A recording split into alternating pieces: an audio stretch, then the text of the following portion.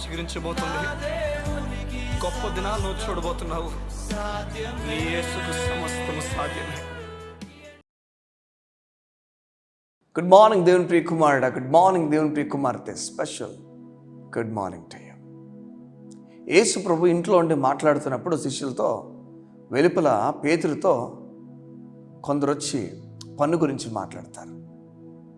నిజమే, కొన్ని మార్లు మన జీవితంలో మనం కట్టాల్సిన ఈఎంఐస్ గురించి, కట్టాల్సిన విషయాల గురించి ఎందరో మన గురించి మాట్లాడతారు. నువ్వు కట్టలేకపోతున్నావు, ఎప్పుడు కడతావు, ఎలా కడతావు.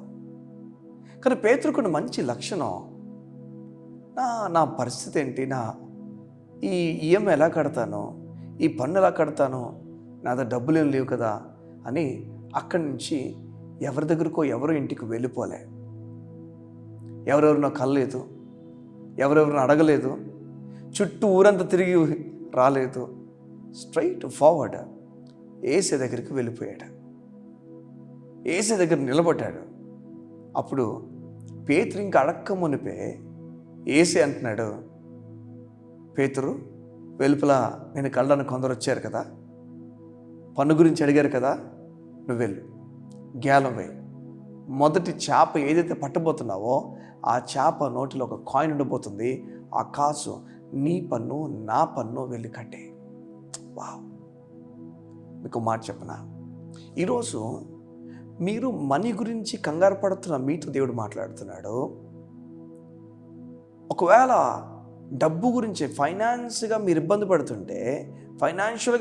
పడుతుంటే, డబ్బు విషయంలో మీరు కొరత చూస్తుంటే మోకరించండి సంగమా, మోకరించండి. Kneel before him. నేను ఈఎంఐ కట్టాలి బాబోయ్ అని కంగారు పడిపోయి కూర్చుని పోవడం ఎప్పుడు మంచిది కాదు. నాకేమైపోద్దో, వీళ్ళందరూ వచ్చేస్తారేమో, మా ఇల్లు దోచుకెళ్ళిపోతారేమో, ఈ కంగారు పడడం ఆపేయాలి. ఫస్ట్ మీరు వెళ్ళి మోకరించాలి ప్రభు ముందు, ఆయనకు అప్పగించాలి. నేను చెప్తున్నాను కదా, చూడండి, కొండకి ఎంత బలం ఉంటుందో దాన్ని విరగొట్టడానికి కొన్ని ఏళ్ళ పడుతుంది. కానీ దానికన్నా గొప్ప బలం నీకు ఇవ్వబడుతుంది నువ్వు మోకరించినప్పుడు. నిన్ను ఎవరు తాకలేరు, నిన్ను ఎవరు ముట్టలేరు. నువ్వు ప్రభు ఎదుటికి చెప్పాలి, నా వల్ల అవ్వట్లేదు నేను కట్టడం, నా వల్ల కుదరట్లేదు, నీవు నాకు సహాయం చేయు, ఏదో ఒక మేలు చేయంటే దేవుడు మొత్తాన్ని నీకు అనుకూలంగా తిప్పగలడు. నిజమేదే. మనొక విషయాన్ని ఎదుర్కొంటున్నప్పుడు పేతురు వలె యేసు దగ్గరికి వచ్చేయాలి. ఇంకా పేతురు ఇంకా అడక్క మునిపే, ఇంకా చెప్పక మునిపే యేసు చెప్పేస్తున్నాడు. యేసు ప్రభు మాట్లాడుతున్నాడు, పేతురు వాళ్ళు వచ్చి నాకు తెలుసులే, వారు దేనికి వచ్చారు నాకు తెలుసులే. ఈ ఉదయంలో కూడా దేవుడు నీతో మాట్లాడుతున్నాడు. ఈ వీడియో అయిపోయిన తర్వాత, ఈ మెసేజ్ నువ్వు చూసిన తర్వాత మోకరించి నీ ఫైనాన్షియల్ ఇష్యూస్ అన్నిటిని కూడా దేవుడికి అప్పగించు. పదవులు ఎన్నోసార్లు అప్పగించారండి, లేదు ఈసారి అప్పగించి చూడు. ఒకవేళ ప్రభు స్పందించకపోతే చెప్పనా, ఆయన ఏం చెప్తున్నాడు, స్పందించుకొని నిశ్శబ్దంగా ఉంటే ఆయన చెప్తున్నాడు, ఏం కాదు, కంగారు పడక, నేను చూస్తూనే ఉన్నాను. నీ ముందుకు వచ్చారు వారందరూ నిన్ను మాట్లాడుతున్నారు, ఎప్పుడు కడతావు, ఎలా కడతావు, ఎందుకు తీసుకున్నావు ఏదని. నేను దేవుడు చెప్తున్నాను, నువ్వు నిశ్శబ్దంగా ఉంటావు. దేవుడు ఎప్పుడు కూడా స్పందించకుండా ఉన్నాడు. ఆయన కేవలము నీకు ఒక పాట నేర్పిస్తున్నాడు. వారు రాని వారు ఏమీ నిన్ను చేయలేరు. చూడండి, ఈ డబ్బంతా కూడా మనుషుల మధ్య జరుగుతుందంటే, ఒకరోజు అడుగుతారు, నువ్వు ఇవ్వాలి, ఇదంతా మనుషుల మధ్య. ఈ మనుషులకు ఒక మాట చెప్పాలి, ఆ మనిషి లేకపోతే తిడతాడు, మాటలన్నీ వెళ్తాడు.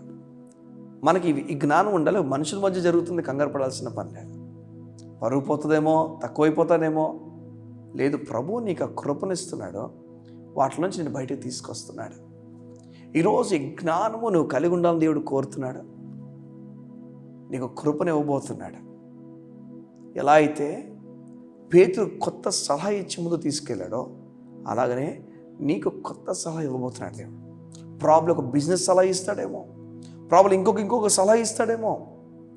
దేవుడు ఒక మంచి సలహా ఇచ్చి నీకు ఒక ఆలోచన ఇచ్చి నిన్ను ఫైనాన్షియల్గా నిన్ను నడిపిస్తాడేమో.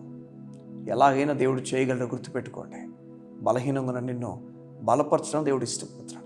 ఏది అన్న ఫైనాన్షియల్ బ్రేక్ త్రూ యేసు నామములో మీకు కలుగునుగాక.